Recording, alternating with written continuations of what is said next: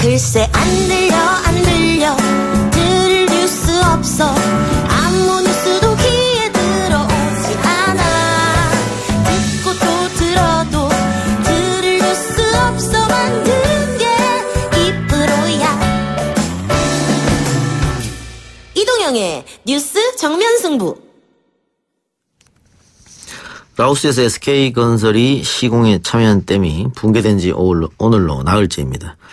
어제 저희 프로그램에서 라오스 현지 연결의 댐 붕괴로 인한 피해 상황 전해드렸습니다만 아직도 수천 명이 구조를 기다리는 상황이라고 합니다. 우리 정부도 긴급 구조단을 파견하는 등 적극적으로 구호 활동에 동참하고 있죠. 구조와 더불어 정확한 사고 원인 규명도 중요한 과제입니다. 천재지변으로 인한 불가항력적인 사고였는지 아니면 SK건설의 부실공사로 인한 인재였는지 현재까지 양측의 주장은 엇갈리고 있는 상황인데요. 그동안 환경단체들은 메콩강의 무분별한 댐 건설이 홍수 등 재해 위험을 높일 수 있다고 경고해 왔었습니다. 이번 사고가 메콩강 댐 개발에 던진 시사점이 무엇인지 국제개발협력 시민단체인 발전대안 피다 윤지영 전문위원과 이야기 나눠보도록 하겠습니다. 어서 오십시오. 예, 안녕하세요. 예, 팀장님께서는 2013년? 네네. 예, 라오스 현지에 다녀오셨다고 하는데,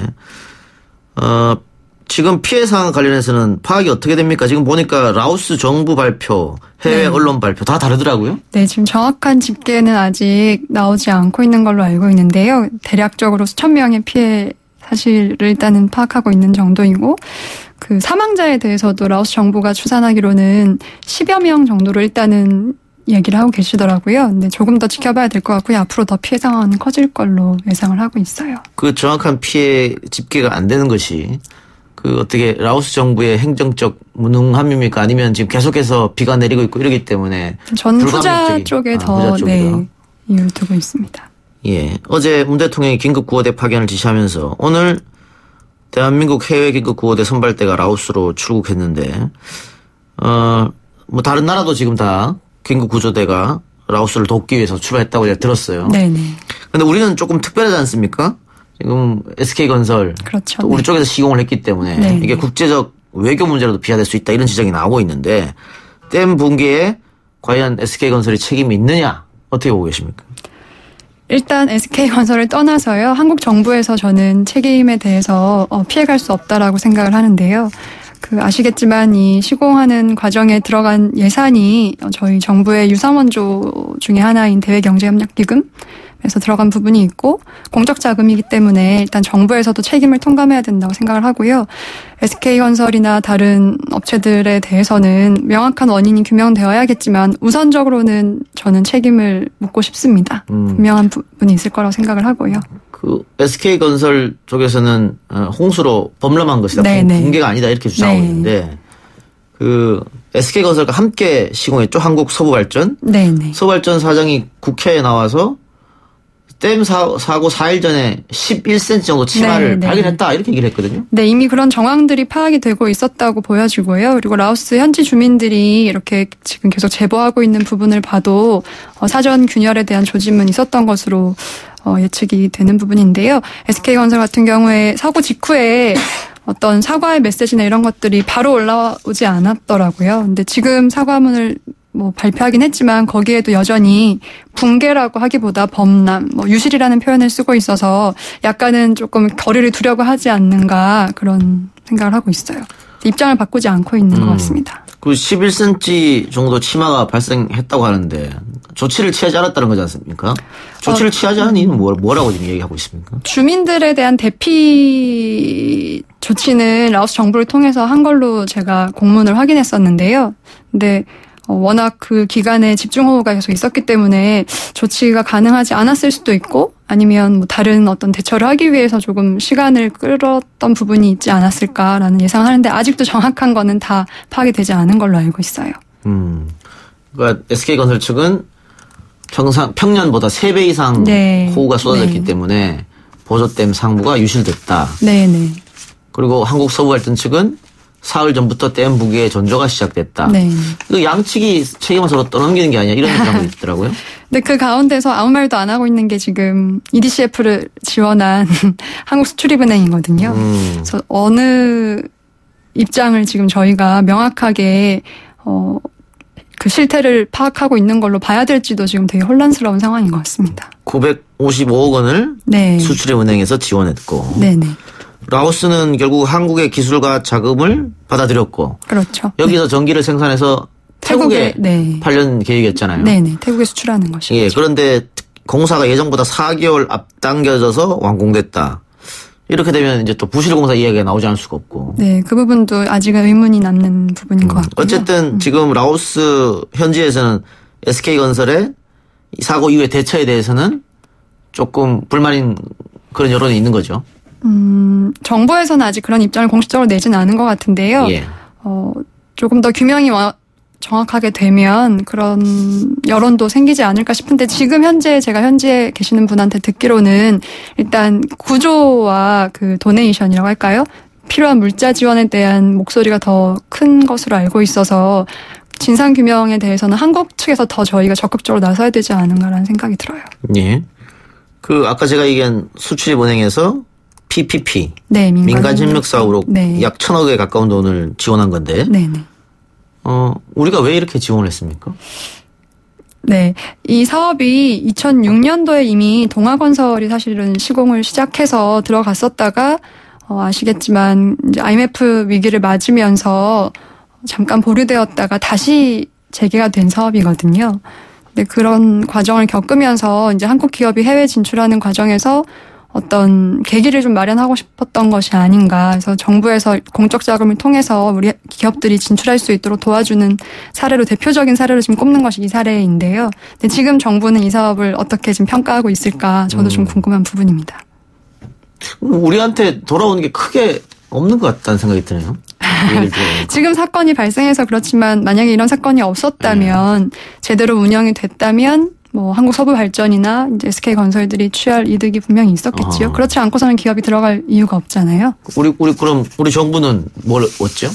정부는 일단 공적 자금을 통해서 우리 기업 진출도 도왔고 또 라오스 정부가 필요로 했던 사업에 기여를 한 것이다라는 명분을 가질 수 있는 거지요. 동남아시아의 배터리 이건 무슨 말입니까?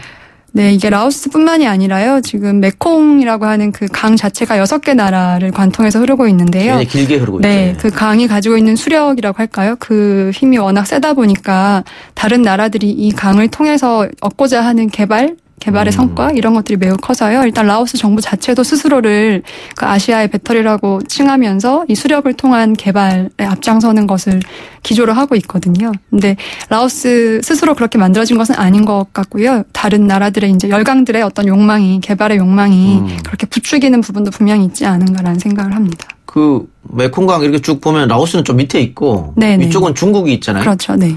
중국이 또 댐 상류 쪽에 많이 만들었다 그러더라고요. 네, 중국이 사실 제일 많이 댐 건설에 들어가고 있는 걸로 알고 있고요. 지금 메콩강에 지어질 것까지 다 합치면 약 70개의 댐이 들어갈 예정이라고 하거든요. 우리는 그럼 여기 딱 하나만 들어간 겁니까?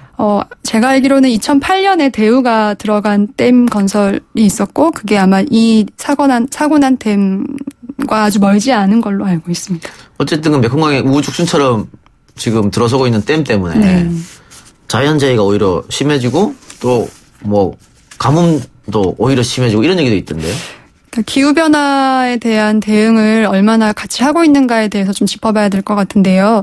사실 라오스 안에서도 이 아따뿌 지역은 정말 그 기후변화 대응에 취약한 지역이고 또 소수민족들이 살고 있어서 훨씬 더 라오스 정부 안에서도 관심을 받지 못하는 지역이어서 어떤 자체적인 이런 기후에 대한 대응할 수 있는 역량이라고 하는 것이 취약할 수밖에 없는데 이제 이런 건설 사업들이나 댐 같은 것들이 들어갔을 때 얼마나 그런 역량에 대해서 고려를 하고 들어갔느냐 그 부분에 대해서는 확실하게 저희가 이번에 짚어야 될 것 같고요. 그런 게 되지 않으면 앞으로 또 이런 사건이 생길 수도 있다라는 점을 저희가 좀 경고 삼아야 되지 않은가라는 생각을 합니다. 댐이 건설되면 기후가 당연히 변하죠. 댐 건설로 인해서 변하는 부분 분명히 있고요. 그리고 생태계 변화가 분명히 있기 때문에 이제 삶의 그 변화를 저희가 예측을 해야 되는 거죠. 원래 살던 주민들이 살아왔던 방식을 더 이상 유지하지 못한다고 했을 때 그것을 누가 어떻게 보장해 줄 수 있는가에 대해서 과연 들어가는 시공사나 뭐 정부들이 얼마나 고려를 할 것인가. 그러니까 대부분 라오스 이쪽 메콩강 근처에 사시는 분들이 농업에 종사하는데. 예, 일단 메콩강. 되니까. 네, 그렇죠. 그거 이제 삶의 변화가 바뀌는 거고. 네. 제 고향이 경북 안동인데요. 아, 네, 그러세요. 네. 댐이 2개나 있어요. 네. 그래서 다른 지역보다 안개 낀 날이 굉장히 많습니다. 아, 네. 어린 친구들이 감기를 달고 사는. 네. 그것도 분명히 댐의 영향이 있는 거거든요. 저희 4대강만 해도요. 4대강으로 인한 피해는 지금 누구나 다 아시잖아요. 녹조라떼라고 표현될 만큼 상징적인 이제 개발의 어떤 욕망의 폐해 저희가 알고 있는데 메콩에서 그것이 현실적으로 지금 더더욱 일어나고 있는 거죠. 예. 지금 국토교통부 장관이죠. 김현미 장관이 네. 국회의원 시절이었던 2013년에 국정감사에서 지금 이 SK가 건설한 이 댐 사업이 환경영향평가가 부실하다 이렇게 지적을 한 적이 있다 그래요? 네, 그 지적을 할 수 있도록 사실 뒤에서 같이 도왔던 단체가 저희 단체였고요. 네, 그 질의를 준비하면서 그 당시 김현미 의원께서 정말 공부를 많이 하셨었는데요. 일단 환경영향평가에 대해서 질의를 했을 때 답변이 왔던 것이 두루뭉실했고요. 일단 공개하지 못한다라는 입장이었습니다. EDCF 측에서는 이것이 아직 공개할 수 없는 단계라는 얘기를 했었고 환경영향평가의 결과에 대해서도 뚜렷하게 얘기를 하지 않았어서 사실 어느 누구도 지금 그 환경영향평가가 적절했는지에 대해서도 알 수가 없는 상태인 것 같아요. 그럼 아까도 잠깐 언급했습니다만 이주대책이 부실했다. 네. 그 지역 주민들을 이야기하는 거죠. 네, 주민들을 실제로 면담하고 그 지역 조사를 했었던 그 국제단체 인터내셔널 리버스라고 한 단체의 담당자의 보고서를 보면 주민들이 전혀 이런 부분에 대해서 참여를 하지도 못했고 제대로 정보를 받지도 못해서 이주에 대해서 대책을 마련할 수 있는 어떤 전혀 배경이 제공되지 않았다라고 하거든요. 그렇군요. 그 농업 에 종사하는 분도 계시고 어업에. 네, 어업이 훨씬 많은 것으로 알고 있었어요. 네. 그런데 이주하라고 간 곳은 커피 농장 대부분이고. 그렇다고 하더라고요. 그러니까 오히려 커피 노동자의 노동자로 전락하는 삶이 돼버렸다. 그렇죠. 라고 하는 거죠. 네, 자립할 수 있는 삶을 저희가 자립하지 못하는 삶으로 만드는 데 기여한 것이 아닌가. 네, 그래서 그런 성찰이 있어요. 견디다 못해 다시 예전 살던 곳으로 돌아왔던 주민들도 많다 그러고. 네, 제가 다른 라오스뿐만이 아니라 메콩 주변에 살고 계시는 다른 지역의 주민들 만났을 때 이분들은 처음부터 정말 이 메콩에서부터 오는 자원으로 살아오셨기 때문에 다른 삶을 잘 상상도 못 하시더라고요. 그래서 가셨다가도 다시 돌아오는 주민들이 많으시다고 들었어요. 아까 말씀하신 것처럼 6개 국가를 관통하는 메콩강. 네. 지금 우죽순으로 댐이 들어서고 있다. 그래서 한쪽은 물이 넘치고 한쪽은 물이 부족한 사태도 벌어진다. 네, 그런 부분이 분명히 있고 지금 이번 라오스 사건 때문에 캄보디아에까지 이 범람한 물이 넘어가고 있다고 해요. 그래서 지금 주민들이 피해를 입고 있고 대피를 하고 있다고 하더라고요. 그래서 이게 다 연결이 되어 있어서 어느 지역이 만약에 부족하다고 한다면 또 그것은 또 다른 쪽에 악영향을 미칠 가능성이 되게 높은 것 같거든요. 자, 그럼 이제 앞으로 어떻게 합니까? 댐은 건설된 걸 어떻게 할 수는 없는 노릇이고 대책은 어떻게 생각하고 계십니까? 저는 우선은 진상 규명과 지금 피해 입은 분들에 대한 긴급 지원 구조를 먼저 좀 생각해야 될 것 같고요. 일단 기업의 어떤 책임을 묻는 것은 당연히 해야겠지만 그것과 함께 일단 우리가 왜 이런 사업을 통해서 결국 피해를 본 분들은 이제 라오스 현지 주민분들인데 이런 개발에 대해서 좀 근본적으로 성찰할 수 있는 계기가 됐으면 좋겠고요. 정부에서는 조금 더 책임 있게 대응을 해주시면 좋겠고 지금 라오스 정부와의 관계 안에서도 이 부분 되게 중요하게 작용을 할 것 같아요. 그래서 지금 긴급구호단 들어가긴 했지만 앞으로의 이후의 과정에 있어서 이 긴급구호 이후의 과정에 있어서 더 적극적으로 좀 책임 있는 대응을 해주셨으면 좋겠습니다. 예. 이참에 그 ODA라고 하나요? 네네. 공적개발 원조요. 네. 이 사업도 다시 들여다볼 필요가 있다. ODA라는 단어를 처음 들은 거는 최순실 사태 때 처음 들은 것 같은데. 아, 그러셨어요. 네. 그때 맞죠? 많이 유명해졌죠. 네네. 그때 최순실이 ODA 사업으로 자신의 이권을 차지하려고 그랬다. 네네. 이런 그런 건데. 비리를 저희가 알게 됐죠. ODA 사업이 유상원조, 무상원조 크게 보면 이렇게 있다고요? 네네. 그렇습니다. 설명을 좀 해주시죠. 예, 무상원조는 말 그대로 무상으로 저희가 지원을 하는 거라서 어떤 대가를 바라지 않고요. 유상으로는 차관의 형태인 거예요. 그래서 빌려주는 형태이고 나중에 다시 돈을 갚는 것이죠. 그래서 무상원조, 유상원조 나뉘어져서 지금 ODA가 이루어지고 있는데 이 라오스댐 같은 경우는 유상원조의 EDCF 자금으로 네, 일부 지원이 된 것이죠. 팀장님, ODA 와치에도 있었다고 하는데, ODA 와치는 뭡니까? 네, 그게 아까 발전대한 피다의 전신의 이름이에요. 지금 단체명이 변경이 된 건데요. 이 ODA 사업과 ODA 관련된 정책을 감시하고 모니터링하는 단체였습니다. 네. 그러면 최순실처럼 이렇게 몰래 돈 먹으려 하는 사람들 아주 피곤하겠네요. 그 사람들은. 근데 그런 것들이 더 문제인 것은 네. 그런 분들이 저희를 싫어했었고요. 뭐 EDCF나 다른 정부기관들도 이제 ODA 워치에서 어떤 뭐 질의를 하거나 문제 제기를 했을 때 매우 피곤해 하셨었는데요. 저희가 문제 제기를 할 수 있는 건 그나마 다행인 것이 정보가 잘 공개가 되지를 않아요. 이게 해외에서 사용되는 어떤 자금에 대한 내역이다 보니까 국내에서 정보 공개가 원활하지 않고 또 기관들이 그 부분에 대해서 매우 꺼려 하더라고요. 그래서 저희가 문제 제기할 수 있는 건 정말 다행인 거죠. 노출이 된 거니까요. 그런데 우리도 원조가 없었으면 이렇게 경제 발전 못했지 않습니까? 엄청난 해외 원조를 받아서 네네. 우리가 뭐 광복 이후 또 전후에 복구 이렇게 가능했었는데 그렇기 때문에 우리가 원조를 받아서 컸으니까 우리도 다른 나라 원조할 수 있잖아요. 그렇죠. 그래서 항상 정부가 내세우는 모토가 원조 받던 나라에서 원조를 주는 나라로 변모했다. 근데 그 원조가 어떤 원조인가를 저희는 생각해야 되는 것 같고요. 그 나라가 정말 원하는 방향으로 저희가 지원을 하고 있는가 아니면 뒤에서 어떤 우리가 원하는 다른 어떤 이득을 위해서 어떤 뭐라고 할까요? 던져주는 그런 ODA를 하고 있는가? 그런 부분에 대한 검토가 많죠. 순수 지원 목적이 아니고 뭔가 다른 의도가 있다면 그건 문제가 있는 것이다. 그 감시하는 단체라고 보면 되는 거죠. 네, ODA 워치는 그런 단체입니다. 네. 박근혜 정부 들어서 새마을운동 사업을 ODA로 많이 했죠. 네네. 엄청 많이 밀었었던 사업이죠. 이게 브랜딩을 했던 사업이죠. 2천억 원 넘게 지출했다고 하는데. 네. 그러니까 박근혜 대통령의 아버지인 박정희 대통령이 했던 새마을운동 사업을 전 세계 가난한 국가에 우리가 무상으로 지원해서 해주겠다. 네네. 그런 기조였죠. 네. 그래서 정말 많이 확산이 되었는데요. 뭐 아시다시피 이제 탄핵 정권 들어가고 그러면서 지금은 다시 그 사업들이 다 죄다 명칭이 변경되었어요. 그래서 농촌개발 사업 쪽으로 아마 그대로 분류가 되고 있을 겁니다. 그런데 ODA라고 하면 결국은 이것도 국민 세금이 들어가는 거지 않습니까? 네네. 그러면은 이것도 별도의 감시기구라든가 있어야 될 것 같은데 국가에 존재합니까 그런 게? 일단은 기관들 안에 ODA 사업을 시행하는 기관들 안에 자체 평가하는 시스템은 있는데요.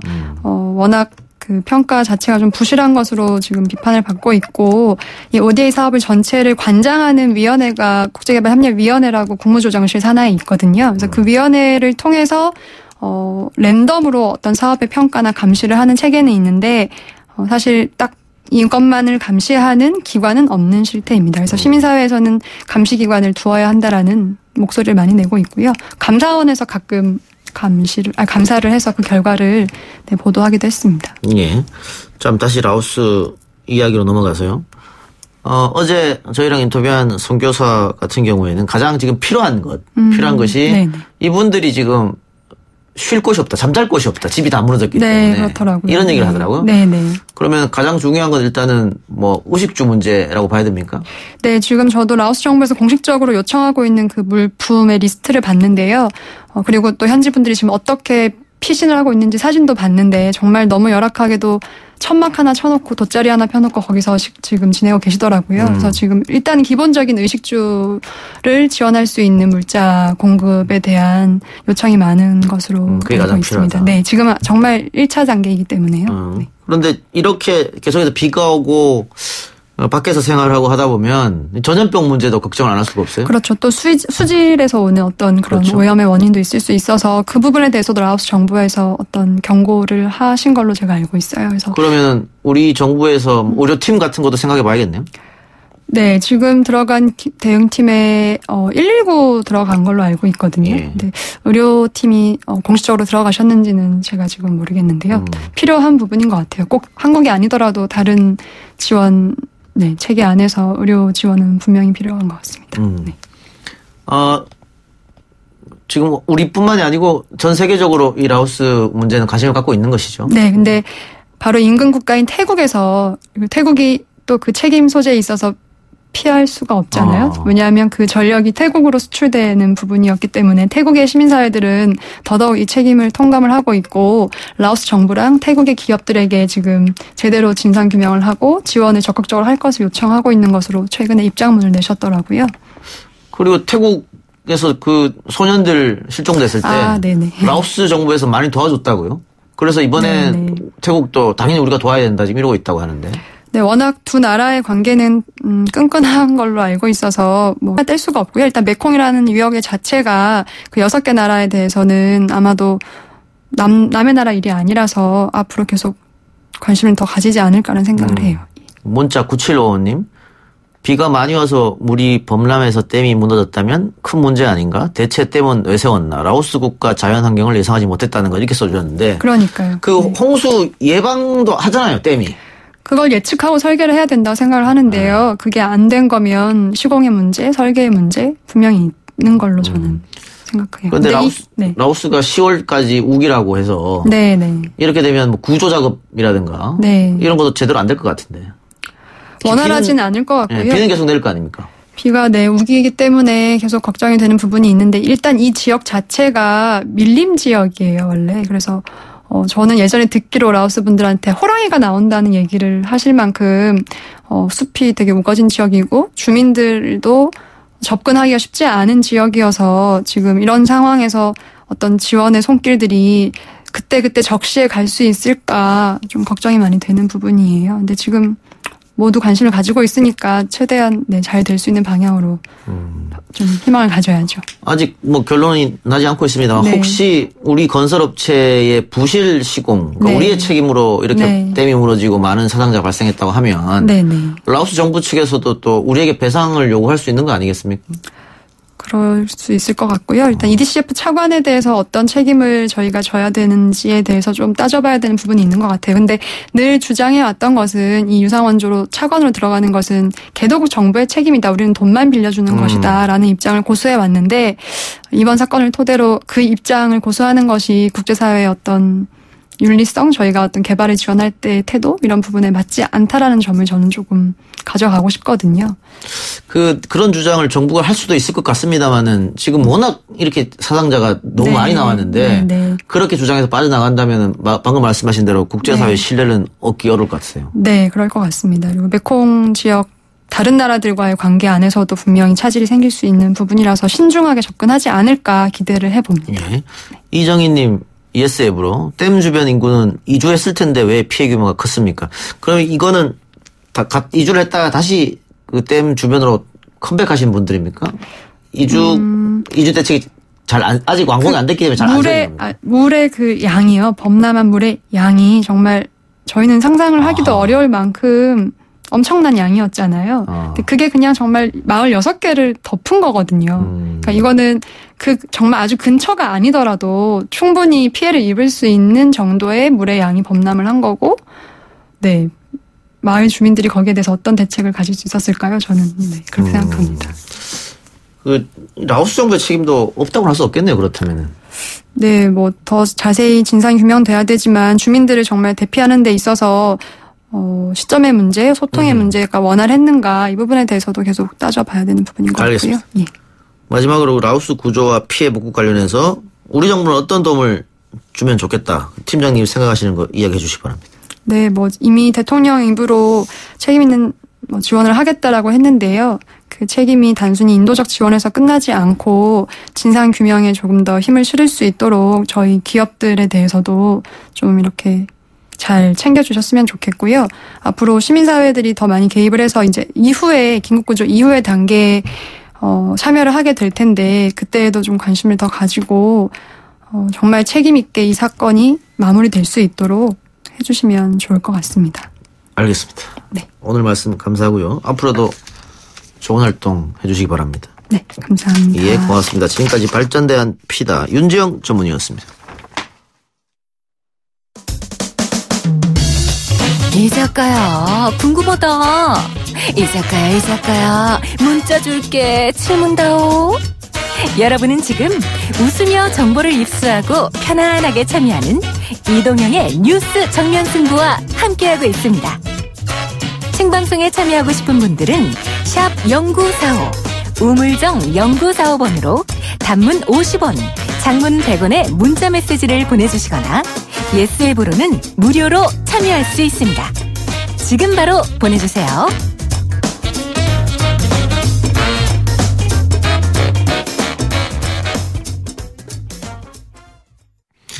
저는 광고 좀 더 듣고 와서 뉴스 정면 승부의 야심차게 꾸린 국회 드림팀 국벤져스 우원식 의원과 함께 돌아오겠습니다. 뉴스 신동 이 작가와 함께하는 비포장 뉴스 해학 뉴스 정면 승부.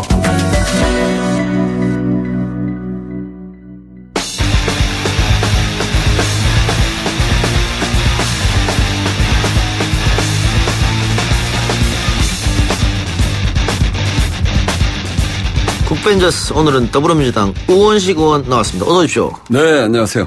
예, 오늘 중앙위원회 투표 참석하고 오셨죠? 네네. 네. 김진표, 이해찬, 송영길 세 사람으로 좁혀졌는데 네. 우원식 의원도 처음에 타천으로 이름이 오르내렸는데 왜? 네, 뭐 출마할 생각이 있었는데, 네. 제가 지난 6년 동안 네. 뭐 계속 일을 해왔어요. 예. 19대 국회 들어서서 바로 원내대변인하고 또 수석부대표하고 이번 대선 말고 지난 대선 때는 문재인 선대본의 총무본부장을 하고 그리고 바로 또 수석부대표 끝나고 나서 최고위원을 하고 을지로위원회 만들어서 몇 년 쭉 하고 또 지난 한 해는 원내대표하고 그래서 요번에는 이제 앞장서서 하기보다는 좀 객관적으로 당의 여러 가지 지금 이제 앞으로 2년이 굉장히 중요한 그렇죠. 시기여서 예. 뒤에서 열심히 좀 돕는 그런 노력을 해야 되겠다. 그것이 내가 지금 해야 될 일이다. 이렇게 생각하고 요번에 출마를 안 했습니다. 6년 동안 너무 불태웠다. 이렇게 봐도 됩니까? 네, 그렇습니다. 예. 노회찬 의원 비서에 다녀오셨죠. 네네. 예. 원내대표 시절 또 함께 했었고. 네. 또 바로 또 옆지역구였지 않습니까? 네, 제가 노원을구였고 우리 노회찬 의원이 노원병 지역이었죠. 예. 두 분 그렇게 있으면서 노원구에서는 그 보수정당이 힘들다 이런 얘기도 있었었는데. 네. 심경은 좀 많이 복잡할 것 같아요.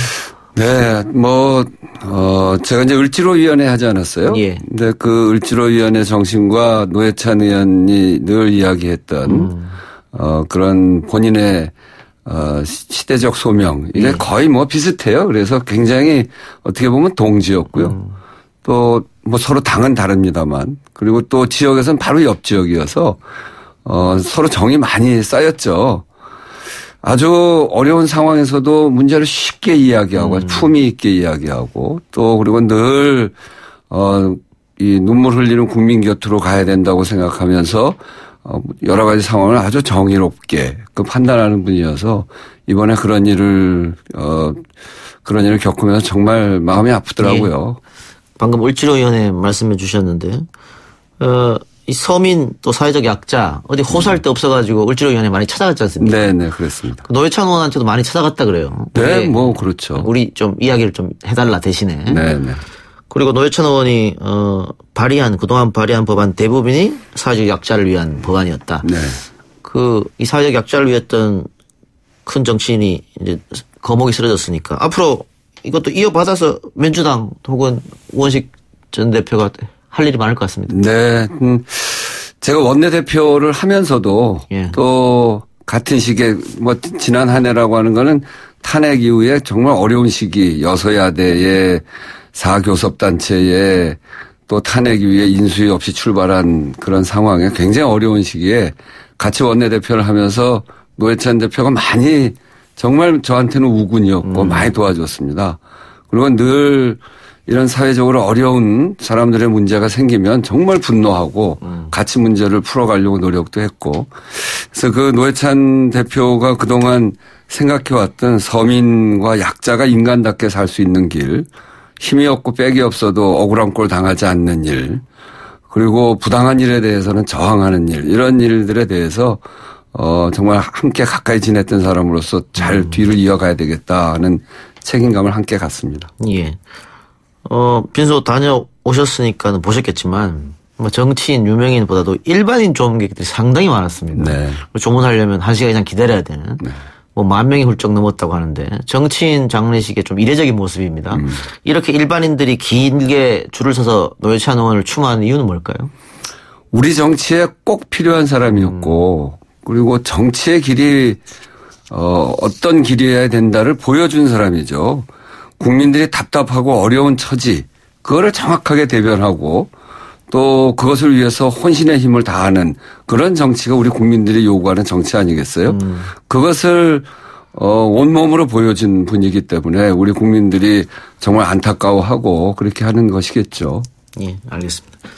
자, 오늘 우원식원 모신 이유는 또 다른 데 있으니까 본격적으로 이야기를 한번 나눠보도록 하죠. 자, 을지로위원회 만드시고 또 맹활약 하셨습니다. 뭐 민주당에서 잘하는 게 여러 가지 있겠지만 대부분의 사람들이 을지로위원회는 칭찬하더라고요. 네. 지금 본데 이 최저임금 인상과 관련해서 최저임금을 받아야 되는 사람들도 을이고 가장 지금 최저임금 인상에 대해서 반발하고 있는 자영업자들, 소상공인 이런 사람들도 을이지 않습니까? 네, 그렇습니다. 지금 어떻게 보면 을과 을의 싸움으로 됐다 이런 진단이 많아요. 사실은 최저임금에는 죄가 없습니다. 예. 이 저소득 노동자 특히 최저임금 미달자가 260만인데요. 이게 작년에 한국사회연구원 통계인데 OECD 국가들 중에서도 우리가 3번째로 저임금 비율이 많아요. 그러니까 이게 다 굉장히 많은 사람들이 못 사는 겁니다. 예. 제가 노원구인데 노원구 동네를 가보면 이 최저임금 오르기 전에 이미 자영업자들이 문 닫는 데가 굉장히 많은 거예요. 예. 국민들 주머니가 텅텅 비어 있으니까 동네 와서 뭘 사 먹지도 않고 쓰지도 않으니까 자영업자들이 자꾸 쓰러지는 거거든요. 그런 소위 양극화 이런 것들도 극복하고 뭐 기업과 가게 고소득층과 저소득층 굉장히 양극화되어 있기 때문에 이런 양극화도 극복하고 또 내수시장을 살려서 지속 가능한 성장 그리고 지금 3만 불 시대라고 그러는데 3만 불 시대에 맞는 삶의 질을 보장하고 이걸 위해서 최소한의 조치가 최저임금 인상입니다. 그래서 그걸 10,000원까지 올리자고 한 건데 이거 올리지 않을 때 지난 정권 때 우리는 뭘 했냐면 최저임금 올려주지 않으니까 생활임금 하자고 그랬어요. 저희 을지로위원회에서 주장을 해서 공공부문부터 생활임금 하자 그래서 최저임금보다는 조금 올린 이런 그런 임금을 주는 제도까지 저희들이 만들어서 하기도 했어요. 그런데 지금은 이제 그 최저임금을 올리니까 지불 여력이 부족한 건 사실이거든요. 예. 근데 이 지불 여력이 부족한 이것을 해결해 줘야 되는 것이 이 문제의 본질입니다. 예. 그동안 값들이 다 움켜쥐고 있었거든요. 예. 그리고 자영업과 노동자 알바 여기는 그야말로 을과 병이고 값이 좀 풀어주면 해결된단 말이죠. 이 문제는. 그래서 과도한 임대료 프랜차이즈 본사의 수수료 각종 불공정한 비용 또 그리고 차별적이고 과도한 카드 수수료 또 복합 쇼핑몰 대형 마트와 같이 이 골목 상권 이런 걸 완전히 장악해가는 대형 유통재벌들의 문제 이런 것들을 이번 기회에 해결해 나가면 이 문제를 해결할 수 있는 건데 이 문제를 해결하는 것이 지금 이 최저임금 문제의 본질 중에 하나다. 예. 이렇게 말씀드리겠습니다. 예, 지금 예스앱의 재성환 님도 국내 소비가 많고 회전이 빠르면 최저임금은 사실 문제도 아닙니다. 이렇게 맞는 말이죠. 그렇죠. 그게 선수단으로 되는 건데. 최저임금이 좀 올라가면 예. 많은 국민들이 동네 와서 물건을 쓰지 않습니까? 그렇죠. 그렇게 되면 자영업하는 사람들도 소득이 올라가고 그렇게 되면 소위 내수가 살아나면서 소득주도 성장이 이루어지는 거죠. 예. 그런데 저희 프로그램에서도 소상공인들 이런 출연했습니다만 그들이 주장하는 것은 임대료나 카드 수수료나 본사 로열티나 우리가 주장해서 우리가 움직여서 될 수 있는 게 아니지 않느냐. 그래서 우리가 할 수 있는 그 임금 문제를 건드릴 수밖에 없다라고 이제 얘기를 했거든요. 그러면 임대료냐 카드 수수료 혹은 본사 로열티 그 값들이 자기들이 자각을 해서 같이 더불어 사는 사회를 만들자 이렇게 할 수도 있겠지만 법률로서 만들어진 것도 있지 않습니까? 그렇습니다. 그럼 이건 국회가 할 일이잖아요. 대부분 법률이에요. 예. 그러니까 바로 그게 이 일의 본질입니다. 그러니까 이 카드 수수료, 임대료, 그다음에 가맹점의 수수료 이런 것들은 힘없는 이 자영업자들이 할 수 없는 문제거든요. 예. 할 수 없는 상태에서 지불 능력이 부족한 상황에서 임금이 올라가니까 임금 올리는 건 우리 못하겠다. 이렇게 이제 정부에다 대고 얘기하는 건데 사실은 그동안 저희가 을지로위원회에서도 그렇고 또 이런 그 서민들을 위한 정치하자고 하는 쪽에서 늘 계속 이야기했던 것이 가맹사업 공정화에 관한 법, 대리점 공정화에 관한 법, 상가임대차 보호법, 카드 수수료법, 그다음에 대형마트 복합 쇼핑몰 규제법 이런 것들 만들자고 숱하게 얘기해 왔어요. 근데 이것을 정치가 해결해 주지 않은 겁니다. 특히 자유한국당을 비롯한 이 보수 야당에서 이거는 시당에 정치가 개입한다. 이렇게 해서 그 법들 통과를 막았고요. 그런 상황에서 이것들이 통과되지 못한 거죠. 그래서 요번에 이 최저임금 문제를 둘러싸고 을과 을의 싸움인 것처럼 비칩니다만 그 자영업 하시는 분들이 제기하는 문제가 우리한테 지불 여건을 만들어 달라. 예. 이게 이번 최저임금 논란의 본질로 차츰차츰 변해가고 있고 그 지불 여력을 만들기 위해서는 국회에서 자유한국당이 그동안 막아왔던 이런 법들을 통과시키는 것이 바로 그 해결책이고 따라서 이 문제 해결책은 정치와 국회에 있습니다. 그런데 말이죠. 당장 우원식 의원이 야당 보고 하자고 한 임대차 보호법 이거 보호기간 5년에서 10년으로 늘리는 법안. 네. 이것도 지금 자유한국당에서 반대하고 있지 않습니까? 그렇습니다. 그게 자유시장 논리에 어긋난다 이렇게 해서 반대하는 건가요? 네. 그렇게 하고 자유시장 논리에 반대한다고 그러는데 근데 생각해 보십시오. 결국은 임대 상인들이 다 죽으면 임대를 이렇게 좀 잘 되는 동네에 확 올리고 지난번에 궁중족발 사태가 뭐냐면 보증금 3천만 원에 월세 297만 원이었던 임대료를 상가가 활성화되니까 또 그러고 건물주가 바뀌었어요. 그러니까 새로 들어온 분이 보증금 3천만 원을 1억으로 올려라. 그리고 297만 원을 1200만 원으로 올려라. 이거 어떻게 올려줍니까? 예. 그래가지고 오랜 동안 갈등이 있고 그러다가 뭐 강제 집행하다가 임차 상인의 손가락이 거의 절단되다시피 한 그런 일도 있었고 그러다가 이제 나중에 임차 상인이 건물주를 때린 그런 일인데요. 이거를 이렇게 해서 임차 상인이 망하면 결국은 건물주도 손해 나는 겁니다. 그리고 이 상가임대차 보호법을 만들어서 이 상가 임차인들한테 대항력도 주고 그다음에 이 기간도 넓혀주고 이렇게 되면요. 또 그 임차 상인들도 자기가 잘 벌어서 문제를 해결하려고 하지 계속해서 이게 무슨 재산권을 침해하고 이렇게 되지 않을 겁니다. 오히려 임대인과 건물주와 임차 상인 간에 평화롭게 그리고 그 지역 안에서 정말 열심히 노력하는 그런 그 상생의 관계가 될 겁니다. 예. 박토를 옥토로 만들었으면 옥토로 만든 농부한테 대가가 가야 되는 거거든요. 박토를 옥토로 만들었는데 그 성과를 다 땅 주인만 가져가고 거기서 일한 사람한테 아무 성과를 안 준다 그러면 그건 불공정한 거죠. 그런 것 때문에 자꾸 갈등이 일어나는 건데 이거는 법으로 해결을 해줘야 됩니다. 예. 6974님, 우원식 의원님 고생 많으십니다. 그런데 최저임금 올린다고 문제가 해결되리라고 생각하십니까? 소상공인들의 가장 큰 본질적 문제는 소상공인이 너무 많다는 겁니다. 네. 동의하거든요. 또 OECD 비교해도 우리가 소상공인이 너무 많습니다. 그게 좋은 직장, 안정된 일자리 많다면은 자영업을 하겠습니까?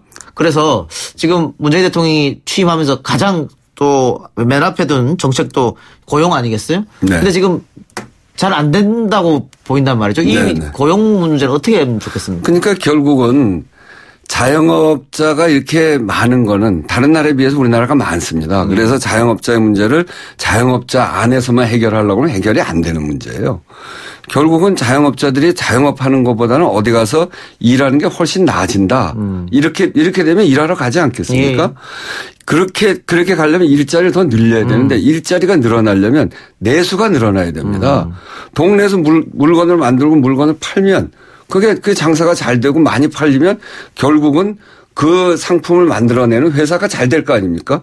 그럼 그렇게 잘 되면 거기에서 일자리가 늘어나게 되는 겁니다. 예. 결국은 내수를 살려서 하나는 혁신성장을 통해서 새로운 이 성장 동력을 만드는 것이 한 축이고요. 그걸 위해서 이 공정한 경제, 중소기업을 제대로 키워내기 위해서 여기도 마찬가지로 가불 문제가 있는데요. 대기업이 중소기업에 대해서 함부로 침탈하지 못하도록 중소기업을 보호해 줘야 됩니다. 거기도 가불 문제가 있는데요. 그렇게 해서 중소기업도 잘 살아나가게 하는 일을 한편 해야 되는데 그렇게 해서 좀 내수가 진작되면 중소기업도 살고 상인들도 살고 그러면 결국 새로운 일자리가 만들어지면 자영업 하라고 해도 안 합니다.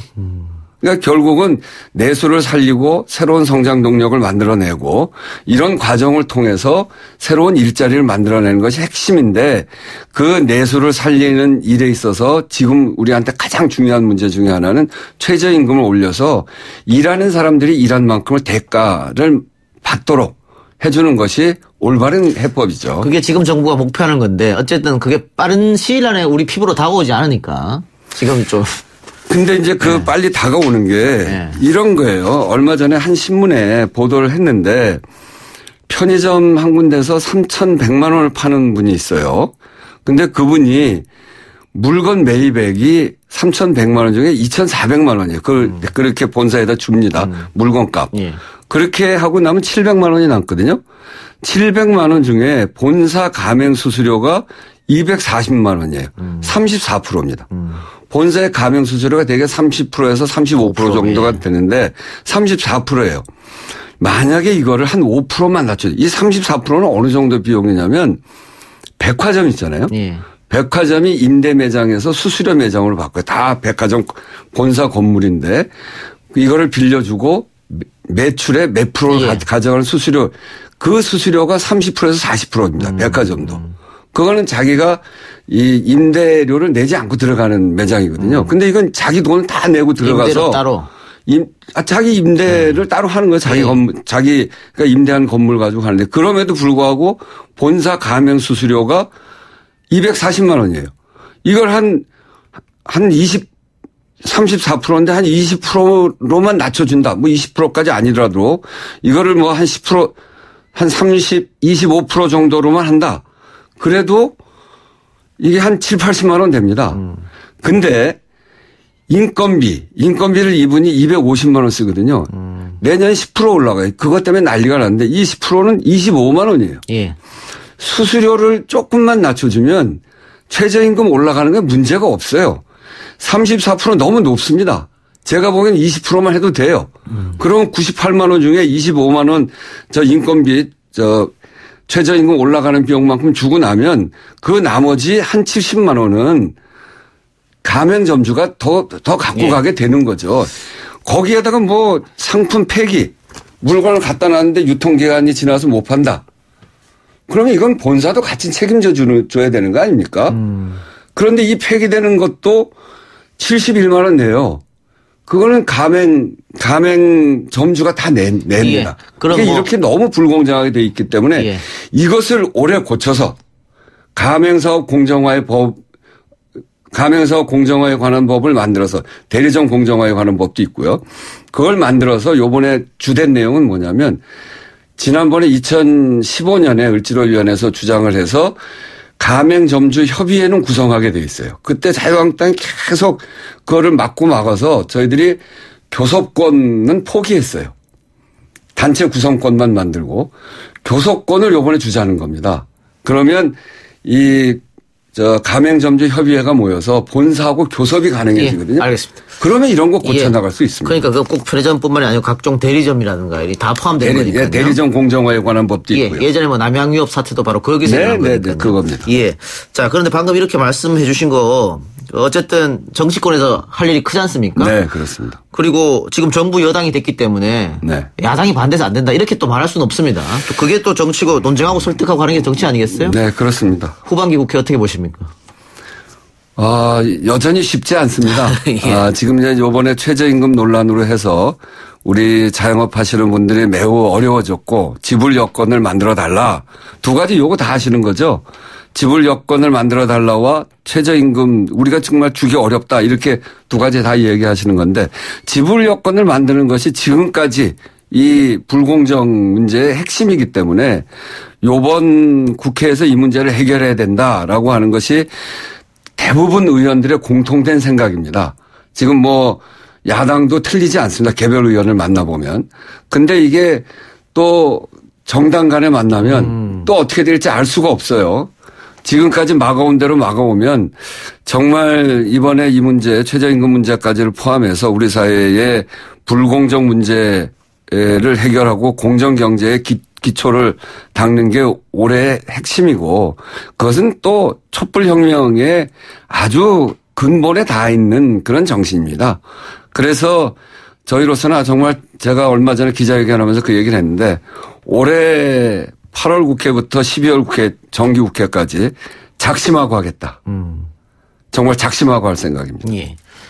그동안 문재인 정부 출범 1년 지나고서는 뭐 대통령, 그러니까 청와대에서 할 수 있는 일은 했지 않습니까? 네. 근데 이제는 법으로 할 수 있는 걸 해야 되는데. 네. 그래서 청와대가 협치 얘기도 한 것 같고요. 네, 네. 당대표가 누가 될지는 모르겠습니다만은 계속해서 뭐 지금 무소속 의원들을 받아야 된다, 안 받아야 된다, 혹은 과거에 함께 했던 사람들도 같이 해야 된다, 이런 얘기 나올 것 같아요. 거기에 대한 개인적인 생각 어떻습니까? 지금 이제 저희가 이 문제를 해결해 나가야 되는데 결국은 국회가 해결해야 되거든요. 예. 국회가 해결하려면 여소야대 상황에서 해결할 방법이 없습니다. 쉽지 않죠. 예. 결국은 국회는 숫자니까요. 예. 사실은 요번에 지방선거가 아니고 총선이었으면 너무나 문재인 개혁을 그리고 촛불 정신을 국회에서 빨리 해볼 수 있었는데 가장 중요한 거는 촛불 혁명은 일어났었는데 촛불 혁명이 일어나서 정권은 바뀌었지만 국회의 정권은 바뀌지 않았거든요. 그래서 사실상 불가능한데 이걸 가능하게 만들려면 협치를 통해서 야당의 일부와 함께하는 수밖에 없습니다. 최소한 180석을 만들어야 되거든요. 180석을 만들면 국회 선진화법에 의해서 패스트트랙, 그러니까 패스트트랙은 330일 후에 통과시키는 겁니다. 과반으로. 그러니까 그것도 빨리 되는 건 아니죠. 200석이 넘으면 빨리 할 수 있고요. 지금 그런 상황이기 때문에 협치를 통해서 최대한 서로 협조할 수 있는 그런 관계를 만들어야 되고요. 그렇게 그걸 만들기 위해서 우리 정부 여당에서는 최선의 노력을 다해야 된다고 생각합니다. 마지막으로 하나만 더 여쭤보고 시간이 없으니까 짧게 대답해 주시기 바랍니다. 최근 문재인 정부를 지지했던 진보학자들이 문재인 정부를 좀 비판하는 성명을 냈거든요. 네네. 개혁이 후퇴하고 있다. 네. 그 부분에 대해서는 어떻게 받아들이십니까? 그런 지적 저는 가능하다고 생각합니다. 정부가 최저임금 인상에 따라서 그 부작용을 좀 더 세심하게 고려하고 부작용을 최소화하는 노력을 했더라면 하는 그런 아쉬움이 있습니다. 물론 저도 작년에 원내대표였기 때문에 저도 그 책임의 일부를 함께 갖고 있고요. 중소상인의 과도한 불공정을 해결하기 위해서 정부에서 작년부터 계속 제기됐던 카드 수수료 이 문제를 담당하고 있는 금융인데 이 금융위와 관련된 이런 부처가 충분히 이 문제를 만족할 만한 성과를 내지 못했습니다. 또 국회도 숫자를 숫자 때문에 할 수 없다 이렇게 해서 못하기도 했고 그런 점에서 하여튼 저희들을 비판하는 건 비판하는 겁니다만 이 입법적 보완이 필수적인 상황에서 정부 여당만 비판해서는 되는 일이 아니고 야당에게 이 문제를 좀 더 올해는 세게 해야 된다 이렇게 생각합니다. 알겠습니다. 의원님 오늘 여기까지만 듣겠습니다. 출연해 주셔서 감사합니다. 네, 감사합니다. 저는 내일 이 시간에 돌아오겠습니다. 고맙습니다.